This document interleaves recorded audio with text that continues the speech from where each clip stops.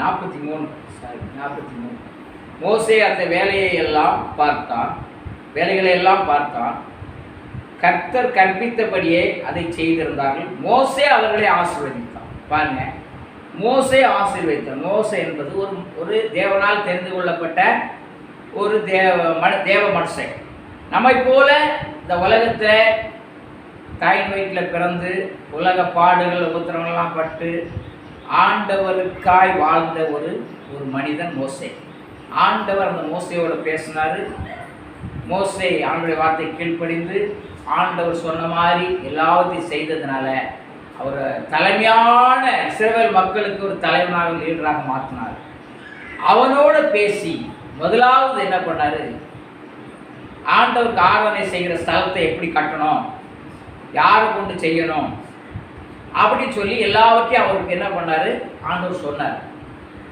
அதை நீ ஒவ்வொரு சபையில் முக்கியமானவங்களுக்கு நான் ஒவ்வொருத்தருக்கு அபிஷேகத்தை கொடுத்துருக்கேன். அவங்க நீ சொல்கிறது கேட்டு அவங்க செய்வாங்க. அவங்களுக்கு சொல்லணும்னு இவர் என்ன பண்ணுறாரு, அவங்களுக்கு செய்கிறார், கற்பிக்கிறார். இப்படியா செஞ்சீங்கன்னா இப்படிலாம் நடக்கணும்னு கற்பிக்கிறார். எல்லாம் கேட்டுட்டு அதை கேட்டுட்டு அவங்கவுங்க என்ன பண்ணுறாங்க, ஆலயத்துக்கு இப்படி இந்த பக்கம் வாசல் வைக்கணும், இந்த பக்கம் ஜன்னல் வைக்கிறோம், இந்த பக்கம் வந்து அழகாக வர்ணம் அடிக்கணும், நம்மளாம் ஆலயத்துக்கு சொல்கிறோம்ல, அதே மாதிரி இந்த ஆலயத்தை இப்படிலாம் கட்டணும், இதுக்கு வந்து வாசகல் வைக்கிற ஒரு ஆச்சாரியை பார்த்து நீங்கள் இது மாதிரி வாசகல் வைப்பா அப்படின்னா அவன் அழகாக அவனுக்கு அந்த ஞானம் இருக்கு, அவன் செஞ்சிடணும். ஜன்னல் வைக்கிறோன்னா ஜன்னல், அந்த சுவரை அழகாக இப்படி கட்டி இப்படிலாம் மாடலாக பண்ணணும்னா அது ஒரு ஆச்சரியம். பாருங்க, ஒவ்வொருத்தருக்கும் பெயிண்ட் அடிக்கிறவங்கன்னா பெயிண்ட் அடிக்கிறவங்க இந்த மாதிரி அடிச்சா நல்லா இருக்கும், அவங்களுக்குள்ள ஞானம் இருக்கும். இந்த கலர் அடிச்சு இந்த கலர் கொடுத்தா நல்லா இருக்கணும் அவங்களே சொல்லுவாங்க. இப்படிப்பட்ட ஆளுங்களுக்கு நான் சில பேர் ஞானத்தை கொடுத்துருக்கேன். அவங்களுக்கு சொல்லணும்னு அவங்க சொல்கிறாங்க, அதே மாதிரி அவங்க செய்கிறாங்க, செய்து முடிக்கிறாங்க அந்த ஆலயத்தினுடைய வேலைகள்லாம். இவர் அவங்கள ஆஸ்வதிக்கிறாங்க. சும்மா ஆசீர்வதிப்பாங்களா யாராவது? இப்போ நம்ம கூட பாருங்கள், எல்லாமே சும்மா தான் ஆசீர்வாதம் வேணும்னு பார்க்குறாங்க. ஆசீர்வாதம்னா சும்மா வருமா? அவங்க செய்ய வேண்டிய வேலையை ஆண்டவருக்காக செஞ்சாங்க, திருப்தியாச்சு. ஆலயத்துக்கு இந்த வேலையை இப்படி செய்யணுப்பா, அவர் கூலி கொடுத்துருப்பாரு. கூலி கொடுக்காமலாம் சும்மா யாரும் செஞ்சுக்க முடியாது. இப்போ 1000 ரூபா ஒரு கொத்தனார் நம்ம சர்ச்சைக்கு வர்றாருன்னா ஃப்ரீயாக செஞ்சுருப்பான்னு அவர் வீட்டுக்கு என்ன பண்ணுவார், வெளியில் ஒரு 1000 ரூபா கொடுக்குறேன்னா ஒரு 200-300 கம்மியாக கூட வாங்கிக்குவார். ஆனால் செய்வார். ஆனால் அவர் ஐடியாவாக செஞ்சுக்குவார்.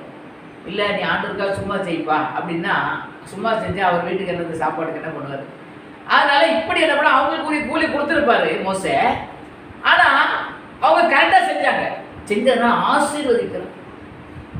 அப்போது ஆண்டவருடைய ஆசீர்வாதம் மோசையின் மூலமாக அவங்களுக்கு கிடைச்சிது. அதே போல் இன்றைக்கி ஊழியக்காரர் ஆண்டவரால் ஏற்படுத்தப்பட்ட தெரிந்து கொள்ளப்பட்ட பாஸ்டர்கள் ஊழியர்களெல்லாம் உங்களை என்னை ஆசீர்வதிக்கும் போது ஆசீர்வாதம் நமக்கு வரும். அவர் சொன்ன மாதிரி நம்ம செஞ்சமா இல்லையான்னு தான் நமக்கு தெரியும். அடுத்த வசனத்தை நீங்கள் பார்த்தீங்கன்னா அதில் 39 அதிகாரத்தில் 1ஆம் வசனத்தில் அது அருமையாக சொல்கிறார். 1ஆம் வசனம் பாருங்க. அப்பொழுது பரிசுத்த ஸ்தலத்துக்கு திருப்பணிகளுக்கு அடுத்த சகல வேலைகளையும் கர்த்தர் கற்பித்தபடியெல்லாம் பெசலேலும் அகோலியாவும் செய்ய அறியும்படிக்கு கர்த்தரால் ஞானமும் புத்தியும் பெற்ற வேக இருதயம் உள்ள மற்ற அனைவரும் செய்ய தொடங்கினார். ஆலயத்தை கட்டும்போது முக்கியமாக 2 பேர், பெஸ்லேல்னு ஒருத்தர், அகோலியா. அவங்க வந்து மெயின்டெனன்ஸ், அவங்க சொல்கிற மாதிரி மற்றவங்க செய்வாங்க. அவங்களுக்கு அந்த ஞானம் இருக்கும். அந்த ஞானத்தை கடவுள் அவங்க கொடுத்துருக்காரு, வேகமாக ஞானம். அவங்க இல்லாமல் இன்னும் சில பேருக்கு மற்றவங்க நிறைய பேர் இருக்குது, அவங்களுக்கும் அந்த ஞானத்துக்கு அவங்களும் வந்து என்ன பண்ணுறாங்க, அவங்க கொடுத்த வேலையை அவங்க அதை சிறப்பாக வடிவமைக்கிறவங்களா இவங்க அதை செய்ய தொடங்குறாங்கன்னு சொல்லணும். செய்து முடித்த பிறகு தான் இதை ஆசீர்வதிக்கிறார். நல்லா செஞ்சுருக்கீங்க அப்படின்னு. அதே போல் நம்ம சொன்ன வேலையை நம்ம செய்கிறோமா? இன்னைக்கு நம்ம செய்கிறது இல்லை. அல்லேலூயா. அதனால பாருங்க, இங்கே ஆண்டவர் என்ன பண்ணுறாரு, கற்பிக்கிறார். கர்த்தர் கற்பிக்கிறார். இங்கே இப்படி செய்யணும்னு சொல்லி என்ன பண்ணுறாரா, கர்த்தர் கற்பித்தபடி எல்லாம் இங்கே மோசை கற்பிக்கிறாரு. ஆண்டவர் சொல்லி தான் மோசை என்ன பண்ணுறாரு, எல்லாத்தையும் சொல்கிறார். இன்னைக்கு ஊழியக்காரன் சொல்கிறாருன்னா மோசை கிட்ட கர்த்தர் பேசுகிற மாதிரி ஊழியக்காரர் மூலமாக கர்த்தர் நமக்கு பேசுகிறார் ஜனங்களுக்கு. அப்போ சபையின் ஊழியக்காரருக்கு செய்தியை சபை நடத்துகிற பாஸ்டர் கர்த்தர் என்ன பண்ணுறாரு, இப்படி பேசுன்னு என்ன வார்த்தை வாயில் கொடுத்துறாரு. ஒரு செய்தியை கொடுக்குறாரு, அந்த செய்தி இப்படி பேசு, அந்த செய்தியாக கேட்டு அதன்படி செய்தால் அவங்க ஆசீர்வாதம் உண்டு. அல்லேலூயா. அப்போது அந்த இது நம்ம செய்கிறோமா பாருங்கள். இதில் வந்து இதில் ஒரு வசனம் சொல்லப்பட்டிருக்கு. 40ஆம் அதிகாரம் 16ஆம் வசனத்தில் நீங்கள் பார்த்தீங்கன்னா, கர்த்தர் தன்னை கற்பித்தபடியெல்லாம் மோசே செய்தான்னு சொல்றார். மோசே முதல்ல கீழ்ப்படிச்சார், ஆண்டவர் ஊழியக்காரர் கீழ்ப்படிச்சார்.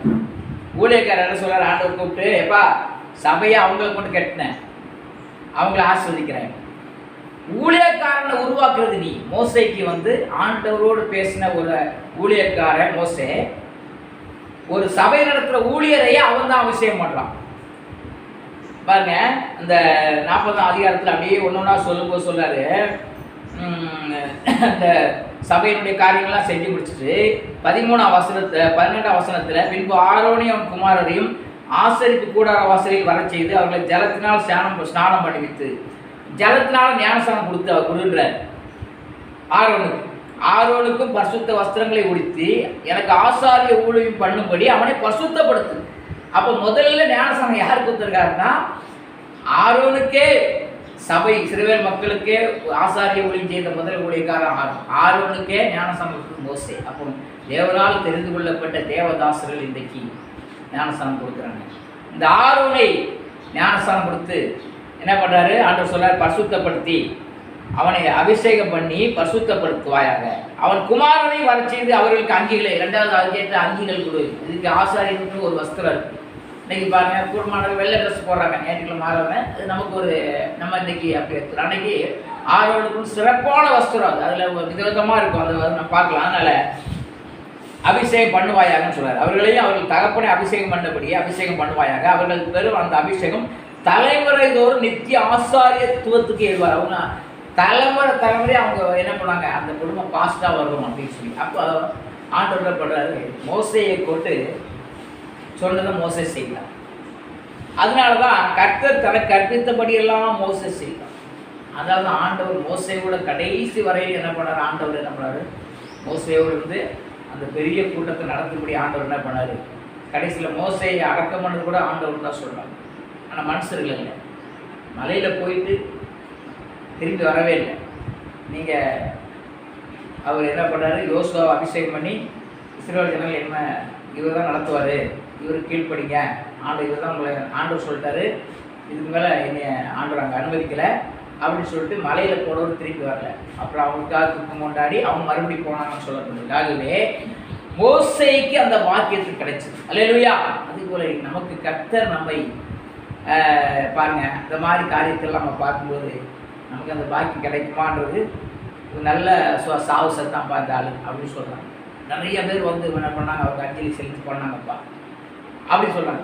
சில பேர் செத்துக்கிடம் கேட்கறது கூட ஆள் இல்லாமல் இருக்கும், கேட்கறது கூட நாதி இல்லை, புதைக்கிற கூட நாதி இல்லாமல் எத்தனையோ பேர் இருக்கான். அப்புறம் அரசாங்கம் எடுத்து என்ன பண்ணாங்க, புதைக்கிறோம். அப்படிப்பட்ட காலங்கள் இது. ஆனால் ஆண்டவர் தெரிந்து கொள்ள தேவனுடைய பிள்ளையாகிய நீ அனாதியாக சாக மாட்டேன். உனக்கு ஒரு பெரிய கூட்டமும் வந்து என்ன பண்ணணும், உன்னை என்ன பண்ணணும், கனம் பண்ணி என்ன பண்ணுவார், ஆண்டவர் புதைப்பாங்க. ஆண்டவர் உன்னை பரிசுத்த ஆவியானவர் அபிஷேகம் பண்ணியிருக்க. அதனால் நம்ம ஆண்டவர் சொன்ன மாதிரி செய்கிறோமா? இன்னைக்கு ஆண்டவர் 36:1 பெஸ்லேலுக்கு அகோலியாவுக்கு சிறந்த ஞானத்தை கொடுத்தார். இதை நீ அவங்களுக்கு சொல்லு, அவங்க செஞ்சுருவாங்கன்றார். அவங்க செய்ய ஆரம்பித்தார். கர்த்தரால் ஞானமும் புத்தியும் வேகமும் கிடைக்கணும். ஒரு ஊழியத்தை ஒரு சபை கட்டணும்னா கூட ஒரு நம்மகிட்ட எத்தனையோ ஆச்சாரிங்க வரலாம். கர்த்தரவங்களுக்கு அந்த ஞானமும் அந்த கிருபை கொடுத்தா தான் நான் கட்டுறேன் பாஸ்டர்னு வந்து கட்டுவான், நல்லா கட்ட மாட்டான். நம்ம என்ன பண்ண முடியாதுனால இப்போ நம்ம ஒன்று பார்த்தோம், திருப்படிக்கு அடுத்த சகல வேலைகளையும் அவங்க செஞ்சாங்க, சபை வேலையும் செஞ்சாங்கன்னு சொல்ல முடியும். சபை வேலையும் அந்த வசனத்தில் பார்த்தீங்கன்னா சொல்கிறாரு, ஆசாரி கூடாரத்தின் வாசனத்தை ஸ்தாபனம் பண்ணி அந்த சாட்சி பெட்டி அதை திரையினால் மறைத்து மேஜையை கொண்டு வந்து அதில் வைக்க வேண்டியதை கிரைமாய்த்து குத்து விளக்கை கொண்டு வந்து அதில் விளக்குகளை ஏற்றி பொன் தூபப்பிடத்தை சாட்சி பெட்டிக்கு முன்னாக வைத்து வாசனத்தின் வாசலில் தொங்குதிரையை வைக்க கடவாய் அப்படின்னு என்ன பண்ணுறாரு ஆண்டவர். என்ன மாதிரி மோசையிட்ட சொல்கிறார். அதே மாதிரி மோசை சொல்கிறாரு, செய்கிறார் பாருங்க. இதில் நல்ல ஒரு காரியம் பார்த்தீங்கன்னா, அது நல்லா நான் படித்து பார்க்கும்போது இதில் சொல்கிறாரு,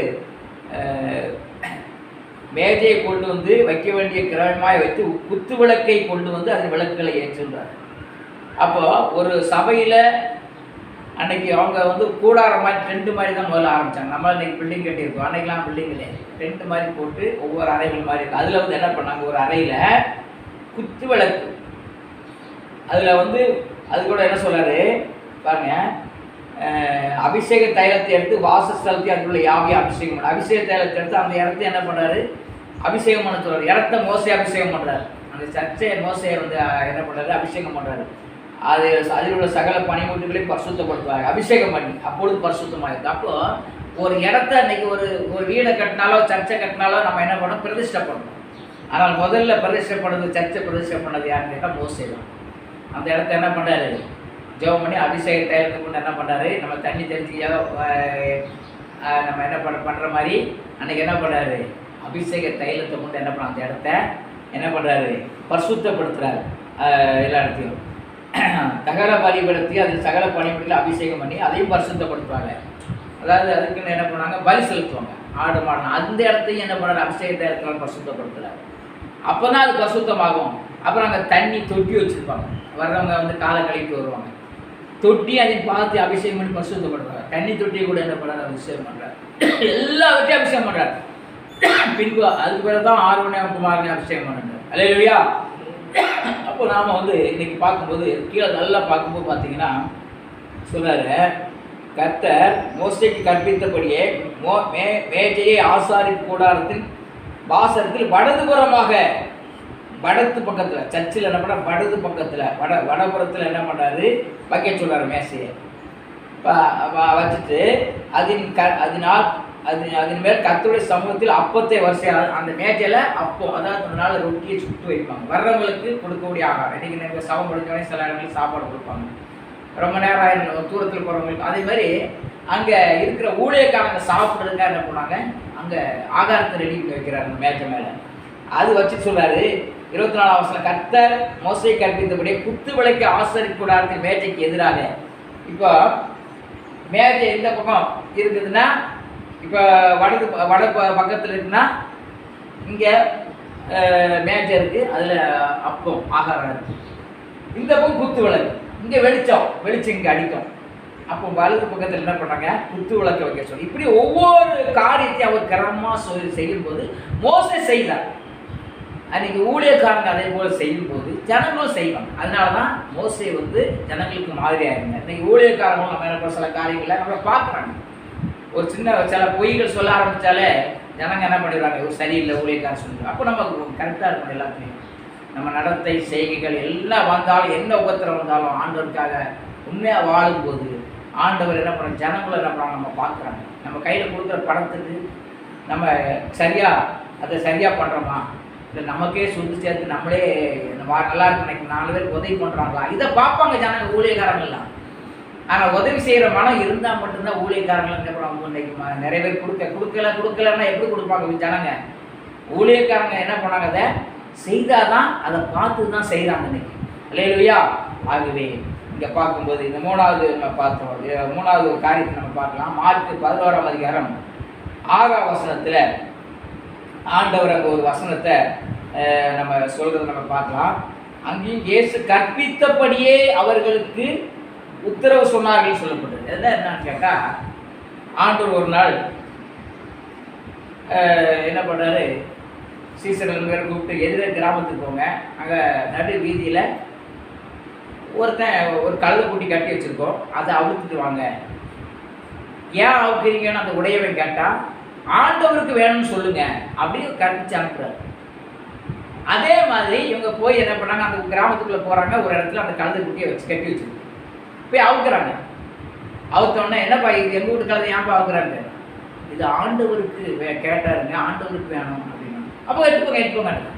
அப்போ ஆண்டவருக்கு வேணும்னு கேட்டால் எல்லாரும் கொடுப்பாங்க. சர்ச்சு கேட்டோம்னா எல்லாரும் கொடுப்பாங்க. ஆனால் ஆண்டவருக்குன்னு சொல்லிட்டு நம்ம அந்த கிழமை மேலே ஏறி போனால் என்ன ஆகும்? இப்போ ஆண்டவருக்குன்னு சொல்லி எல்லா நேரம் வாங்குறாங்க. ஆனால் அவங்க என்ன பண்ணுறாங்க? அவங்க வீடை கட்டுறாங்க, அவங்க நல்லா இருக்கிறாங்க. ஆண்டவருக்குன்னு ஆண்டுடைய ஊழியத்துக்கு மட்டும்தான் செய்யும். ஆண்டு சபை கட்டுறது, ஆண்டு ஊழியர்களுக்கு செய்யும். நம்ம வீட்டுக்கே எடுத்துக்கூடாது. என்னுடைய வருமானங்களில் என்னுடைய எனக்கு சம்பாத்தியத்தில் நான் சாப்பிடுவேன். யாருக்கு என்ன பண்ணுவேன்? நான் ஊழியத்தில் வர்றதெல்லாம் ஊழியத்துக்கே கொடுத்துட்றேன். ஊழியக்காரங்களுக்கு மற்றவங்களுக்கு என்ன பண்ணுறேன்? நான் என்னுடைய இதில் உதவி பண்ணுறேன். அதே போல் ஆண்டவருடைய ஆராதனைன்னு வாங்கிட்டு, சபை கட்டுறதுன்னு வாங்கிட்டு வீடு கட்டினா ஆண்டவர் அதில் பிரியமாக இருக்க மாட்டார். அதனால் சில பேர் அதை செய்கிறதா மக்கள் என்ன பண்ண தெரிஞ்சுக்கிறாங்க. அல்லேலூயா. ஆகவே அங்கே ஆண்டவர் சொன்ன மாதிரி சொன்னாங்க. ஆண்டவருக்கு வேணும் கொடுத்துருக்காங்க. அதுக்கு ஆண்டவர் கேட்டால் கண்டிப்பாக கொடுப்பாங்க. அதனால் இங்கே அவங்க ஆண்டவர் சொன்ன மாதிரி இன்றைக்கி ஊழியக்காரர் செஞ்சால் அது நடக்கும். அடுத்தாப்புல 4வது ஒரு வசனத்தில் படிக்கிறது 16ஆம் அதிகாரத்தில் நீங்கள் ஆண்டவர் சொல்கிறாரு, என்னிடத்துல கற்றுக்கொள்ளுங்கள், என் நுகம் லகுவாக இருக்குது அப்படின்னு சொன்னார். வருத்தப்பட்டு பாரசுங்கள் எல்லாரும் இடத்துல வாருங்கள் அப்படின்னு சொன்னார். அப்போ ஆண்டவர்கிட்ட நம்ம வரும்போது ஆண்டவர் என் நுகத்தை ஏற்றுக்கொள்ளுங்க, என் நுகம் லேசானது லகுவானது அங்கே சொல்கிறார். அப்போ ஆண்டவருடைய வார்த்தையை நம்ம ஏற்றுக்கொள்ள வேண்டும். அவர் எப்படி நடந்தார், எப்படி என்ன பண்ண பாடுகள்லாம் சகித்தார்ன்றதை நம்ம என்ன பண்ண ஏற்றுக்கொண்டு அதன்படி நடக்க ஆரம்பிக்கும் போது அது லகுவாக இருக்குன்றார், கஷ்டம் இல்லைன்றார். அப்போ இது கஷ்டம்ப்பா, பொய் சொல்லாமல் வாழ முடியாதுப்பா, கை கரப்படாமல் வாழ முடியாதுப்பா அப்படின்னு நம்ம சொல்கிறோம். அதெல்லாம் சரிப்படுத்துவார் அவர். அப்போ முதல்ல அவர் என்ன பண்ண நமக்குள்ளே வைக்கணும், நமக்குள்ளே என்ன பண்ண ஏற்றுக்கொள்ளணும். அந்த அவர் சிலுவையை சுமந்த மாதிரி நமக்குன்னு வச்சுக்க பாட, சரி பரவாயில்ல, நமக்குன்னு இது பாடு இருக்குது, எனக்கு கூட பாடு வந்தது, அதனால நான் ஆண்டவரோட ஊழியத்தை விட்டு ஓடல. என் மனைவி போன பிறகு நான் ஊழியத்தை விட்டு கஷ்டப்பட்டேன், ஆனாலும் ஆண்டவர் தான் என் ஊழியம் பண்ணேன். பையன் இறந்து போயிட்டான், துக்கமாக இருந்தது, ஆனாலும் கொஞ்ச காலம் அப்படி ஆனாலும் ஊழியத்தை விடவே இல்லை. கல்யாணம் பண்ணுற வயசில் 26 வயசு கொலை செய்து பையனை என்ன பண்ணான், கண்ணு முன்னாடியே வெட்டி கொடுத்தான். ஆனால் ஆண்டவர் உயிரோடு. நம்ம ஒரு நாள் போகத்தான் போகிறோம் ஆண்டவர்கிட்ட, அளவு சீக்கிரம் போயிட்டான்னு சொல்லி ஆறுதல் படுத்தி கொண்டேன். ஆகவே நான் பிரியமாய் வாழும்போது நிச்சயமாக நம்மை பாதுகாப்பார். ஆகவே இந்த நாளில் பல சோதனைகள் வரும், பிரச்சனைகள், அதெல்லாம் நம்ம கண்டு என்ன பண்ணக்கூடாது, கலந்துக்கூடாது. அதனால் ஆண்டவர்கிட்ட நம்ம கற்றுக்கொண்டவங்க எதுக்குமே என்ன பண்ண மாட்டாங்க, பயப்பட மாட்டாங்க, எதுக்குமே என்ன பண்ண மாட்டாங்க, தளர மாட்டாங்க, ஊழியத்தை செய்து கொண்டே இருப்பாங்க. அதை சிலுவை ஏற்றுட்டோம், சிலுவனாலே பாடுதான், கடைசி வரைக்கும் பாடுதான். அந்த பாடுகளை ஏற்றுக்கொண்டு போனால் தான் பரலோக ராஜ்யத்துக்கு என்ன பண்ண முடியும். இன்னைக்கு செத்தால் நம்ம பரலோகம் சொல்ல முடியும். பாடுகளே இல்லாத வாழ்க்கை ஆசுவாகமான வாழ்க்கை கிடையவே கிடையாது. அதனால் பாடுகள் இன்னைக்கு ஊழியத்தில் விசுவாசியாக இருந்தாலும் ஊழியக்காலம் பாடு இருக்கும். பாடுகள் இருந்தாலும் ஆண்டோரை பின்பற்றதை விடக்கூடாது. ஆண்டவர் சொல்கிற நன்மையை செஞ்சுட்டே இருக்கணும். என்ன வந்தாலும் தீமை செய்ய என்ன பண்ணுறது, தீமையை செய்யக்கூடாது, நன்மையே செஞ்சுட்டுங்க நான் சொல்கிறேன். செய்யும் போது கர்த்தர் என்ன பண்ணுற, நம்ம அவர்கிட்ட கற்றுக்கொள்கிறேன், நான் கற்றுக் கொடுக்குறேன்ற ஆண்டவர். அல்லேலூயா. அப்புறம் நீங்கள் 7வது அப்போஸ்தலர்கள் பார்த்தீங்கன்னா 6:2 சொல்லப்பட்டிருக்குது. அங்கே அருமையான ஒரு வார்த்தை என்னன்னு கேட்டால்,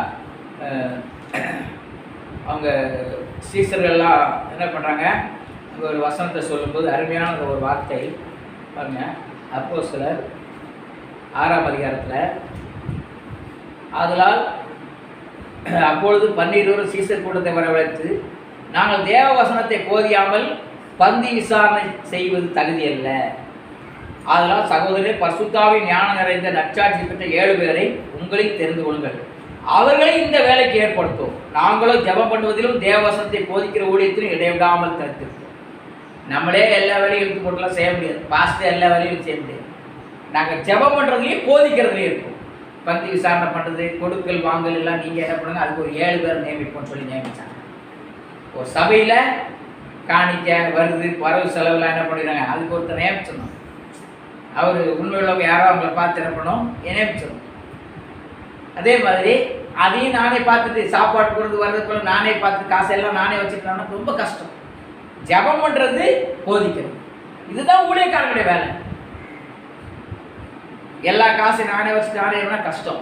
அதை 2 பேர் பிரித்து கொடுத்தா அவங்க சந்தோஷப்படுவாங்க, அவங்க ஒரு 2 வேலை செய்வாங்க. அதே போல் பந்தி விசாரணை செய்கிறதே நாமளே சோறு போட்டு நம்மளே வாங்கிட்டு அலைஞ்சா பிரசங்கம் பண்ண முடியாது.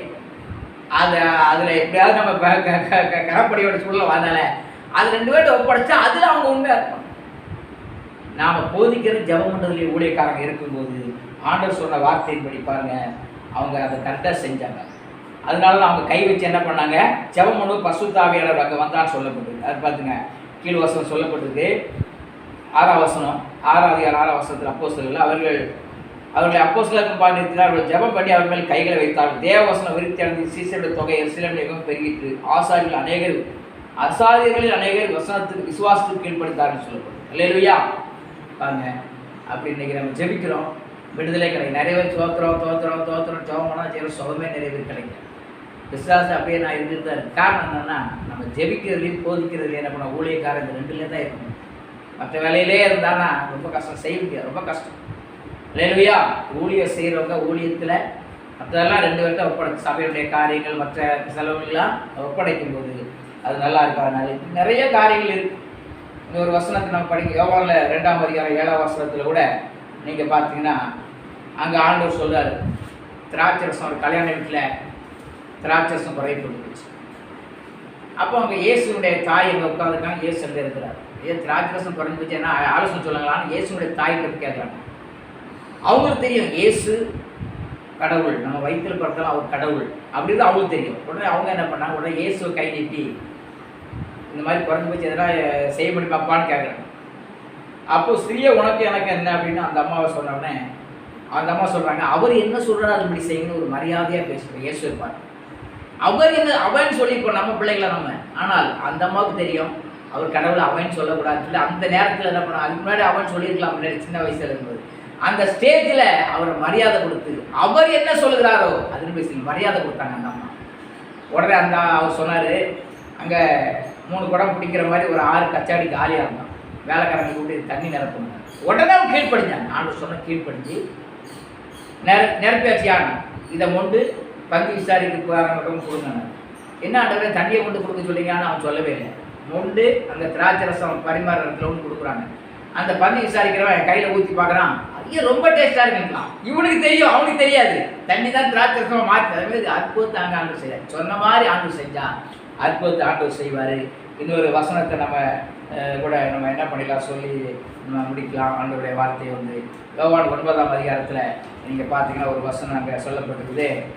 7ஆம் வசனத்தில் ஒரு பயங்கரமான ஒரு ரொம்ப நாள குருடை பிறந்தது வந்து இயேசு வர்றான்னு நாங்கள் கேள்விப்படுறாங்க அந்த இடத்துல இருக்கிற மக்கள்லாம். ஆனால் ஒருத்தர் சொல்கிறான், இவன் குருடனை பிறந்த அம்மா அப்பா செஞ்ச தப்பா இவன் செஞ்ச தப்பான்னு பல விதமாக பேசிக்கிறாங்க பக்கத்தில் வந்து. ஆனால் ஆண்டவர் அவங்க இப்போ பார்க்குறாரு, இவன் செஞ்ச தப்பு இல்லை அப்பா அம்மா செஞ்ச தப்பு இல்லை, ஏன் அவனை போட்டு வேதனைப்படுத்துறீங்க, அவனுக்கு போட்டு ஏன் பண்ணுறீங்க இப்படிலாம் பண்ணுறீங்க. தேவனுடைய மகிமை அவனுக்கு வெளிப்பட போகுதுன்னு சொல்லிட்டு அவன் கீழே துப்பி சேறு உண்டாக்கி அந்த களிமண்ணில் அவன் கண்ணில் பூசிட்டு சிலவகுளத்தில் கழுவுறான். அவன் உடனே கீழ்படுத்தி சொன்ன மாதிரி போய் கழுவுறான், சொல்ல மாட்டேங்கிறான். சிலவானா அனுபவப்பட்டவன்னு அர்த்தம். அதனால சொன்ன மாதிரி அவன் செஞ்சான், கழுவுனோடனே பார்வை எடுத்துக்கிச்சு. நம்ம சொன்ன மாதிரி நிச்சயமாக ஊழியக்காரருக்கு செய்யுங்கன்னு சொன்னால் அப்படிலாம் இல்லை பாஸ்டர், அப்படிலாம் செஞ்சால் ரொம்ப கஷ்டம். கடன் வாங்காமல் வாழ முடியாது பாஸ்டர், ஃபைனான்ஸ் போடாமல் வாழ முடியாது பாஸ்டர். அந்த அளவுக்கு அப்புறம் சின்னதை செய்ய அதெல்லாம் செய்ய முடியாது, பெருசாக தான் செய்யணும். பெருசாக வாங்கினா ஆண்டவருடைய கிருபை நமக்கு தேவை. அப்போ ஆண்டவர் என்ன சொல்லுகிறாரோ அதுபடி செய்வோம். ஒருவேளை பெரிய அளவு செய்யணும்னா ஆண்டவர் கொடுப்பாரு, இல்லையா அந்த அளவு செய்வனுக்குன்னா இருக்கிறத கொண்டு நம்ம செய்யும்போது கர்த்தர் நம்ம உயர்த்துவார். ஆகவே நாளில் ஆண்டவர் வார்த்தையின்படி நீங்கள் சொன்னீங்கன்னா ஆண்டவர் செய்வார்னு சொல்லப்பட்டிருக்குது. என்னாகும் 6ஆம் அதிகாரத்தில் நீங்கள் பார்த்தீங்கன்னா 6ஆம் அதிகாரம் 27ஆம் வசனத்தில் ஆரோன் வந்து இஸ்ரவேல் புத்திரரை ஆசீர்வதிக்கும் போது ஆசீர்வாதம் உங்களுக்கு வரணும்னு சொல்லப்படும். ஆண்டவர் எப்படி ஆசீர்வதிக்கும் நம்ம சொல்லியிருக்கிறார். எபிரேயர் 13:17 உங்கள் ஆத்மாக்களுக்கு உத்தரவாதம் பண்ணவர்களாய் விழித்திருக்கிறபடியால் அவர்கள் கீழ்ப்படிந்து அடங்குங்கள் அப்படின்னு சபையுடைய போதகருக்கு கீழ்ப்படிந்து அடங்கல் சொல்லியிருக்காரு ஆண்டவர். அவங்க உத்தரவாதம் கொடுப்பாங்க. நீங்கள் ஆண்டவர் வார்த்தைக்கு கீழ்ப்படிந்து நடந்தீங்கன்னா உங்கள் ஆத்மாவில் வந்து பிரச்சனை கொடுக்க பிசாசு வர முடியாது. அவர் ஜெபம் பண்ணிட்டு இருப்பார். உங்களுக்கு கீழ்ப்படியலைன்னா அவர் ஜெபம் பண்ணது மனசு வராது. சந்தோஷத்தோடு செய்யணும். நீங்கள் செய்கிற காரியங்கள் அடுத்தவனை ஏமாற்றிட்டு அடுத்த ஜோத்தை ஏமாற்றி வாங்குறது, அடுத்தவனை கொள்வது என்ன வேணால் துணிஞ்சு செஞ்சுட்டு இருந்தாலும் கர்த்தர் பார்த்துட்டு இருக்காரு. பாஸ்டர் ஜெபம் ஜெபம் கேட்கப்படாதவே ஆண்டவர் சொல்கிறாரு, தப்பு பண்ணாதப்பா, நீ பாவம் செஞ்சு காணிக்கப்படாதப்பா அப்படின்னு சொன்னால் நீ பாவம் செஞ்சே காணிக்கப்பட்டோம் காணிக்க ஏற்றுக்க மாட்டாங்க. என்னதான் பயிர் படித்தாலும் ஒழுங்கா சர்ச்சுக்கு வந்தாலும் அடுத்தவனை ஏமாற்றி வாழ்கிற வாழ்க்கை கர்த்தர் பார்த்துட்டு பாஸ்டர் என்ன தான் அவனுக்கு ஆசைப்படணும் ஆசைவாதம் நிற்காது. ஆகவே ஆண்டுடைய வார்த்தையின்படி உத்தரவாதம் பண்ணுற ஊழியக்காரன் சொல்கிறது கீழ்ப்படியலைன்னா கர்த்தர் உனக்கு செய்ய மாட்டார். எசேக்கியேல் 44:30 சொல்லப்பட்டிருக்கு, உங்கள் வீட்டில் ஆசீர்வாதம் தங்கும்படிக்கு பிசைந்த மாவில் முதல் பலனை கொண்டு வாங்கினார். பைபிள் ஆண்டு சொல்லிட்டார். ஆசாரியனுக்கு தான் அது தேவை வந்தார். நம்ம சம்பாதிக்கிறதுல 10ல் 1 பங்கு ஆண்டவர் கொடுங்கன்றார். அதை நம்ம கொடுக்குறோமா?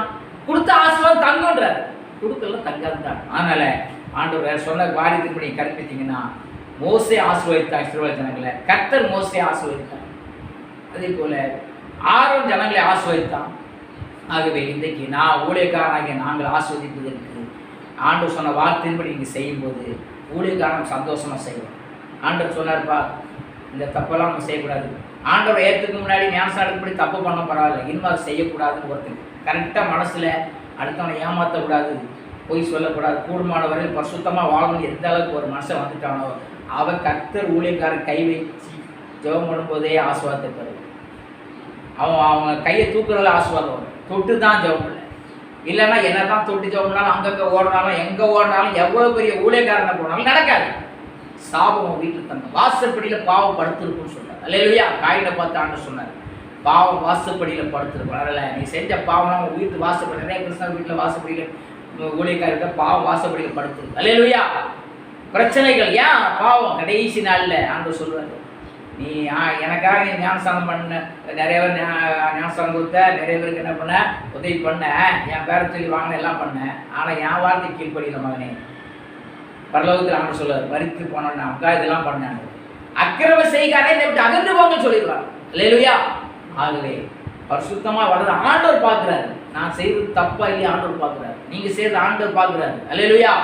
ஏமாற்றி காணிக்கப்படாத. அடுத்தவன் சொத்தை இப்போ விற்று கர்த்தருக்கு ஏமாற்றி கொடுக்குற காணிக்க நீ போட்டாலும் கர்த்தர் உன்னை ஆசிர்வதிக்க மாட்டார். நியாயமாக சம்பாதிக்கிற காசுக்கு நீ தசமாக கொடுத்தாலும் ஆசுவார். இதை தெரிஞ்சுக்கணும் முதல்ல வாழ்க்கையில். ஆலயத்தில் போய் ஆராதனை பண்ணால் போதாது, பாட்டு படித்தா போது, ஜெபம் பண்ணால் போதாது. உண்மையாக இருக்கும். ஆண்டவர் பார்த்துட்டு இருக்கார். அல்லேலூயா. அதனால் கர்த்தர் கற்பித்தபடி எல்லாரும் செஞ்சாங்க, ஆசீர்வாதம் பெற்றாங்க. அதுமாதிரி கர்த்தர் கற்பித்தபடி ஊழியக்காரர் சொல்லும்படி கீழ்ப்படிஞ்சா கர்த்தர் உங்களை ஆசீர்வதிப்பார். ஆமென். ஜெபிக்கலாமா? சோத்திரம். எங்களை நேசிக்கிற நல்ல பரலோக பிதாவே நன்றி செலுத்துகிறோம். இந்த நாளில் ஆண்டவருடைய வார்த்தை கேட்டு பிள்ளைகள் ஒவ்வொருவரையும் ஆசீர்வதி. கர்த்தர் பார்த்து கொண்டிருக்கார். பயந்து ஊழியக்காரராகிய மோசேயை கொண்டு கற்பித்த வார்த்தையின்படி அவர்கள் செய்தார்கள், ஆசீர்வாதம் பெற்றார்கள். அதே போல இன்றைக்கு சபை மக்களோட ஊழியக்காரர் சொல்ற வார்த்தை கீழ்ப்படிந்து பாவங்களை விட்டு சாபங்களை விட்டு பரிசுத்த வாழ்க்கை நியாயமான பாதையிலே அவங்க சம்பாதித்து கர்த்தர் கொடுத்து ஆசீர்வாதம் பண்ண உதவி செய்யும். ஆசீர்வாதம் இயேசுவின் நாமத்தில் ஜெபிக்கிறோம் பிதாவே. அல்லேலூயா. பாட்டு பாடுற இடத்துல சொல்கிறோம் சொல்கிறோம் சொல்கிறோம் சொல்கிறோம் ஜாமன் சொல்கிறேன் சொல்கிறோம். செயங்கள் செய்கிறவர் நம் அருகில் இருக்கிறார். அற்புதங்கள் செய்கிறவர் நமக்குள் வசிக்கிறார். அற்புதங்கள் செய்கிறவர் என்றும் நமக்குள் இருக்கிறார். தண்ணீரை இரத்தமாய் மாற்றினார் அதிசயம். பெரும் தண்ணீரை திராட்சை ரசமாய் மாற்றினார் அதிசயம். எகிப்து தண்ணீரை இரத்தமாய் மாற்றினார் அதிசயம். பெரும் தண்ணீரை திராட்சை ரசமாய் மாற்றினார் அதிசயம். அதிசயங்கள் செய்கிறவர் நம் அருகில் இருக்கிறார்.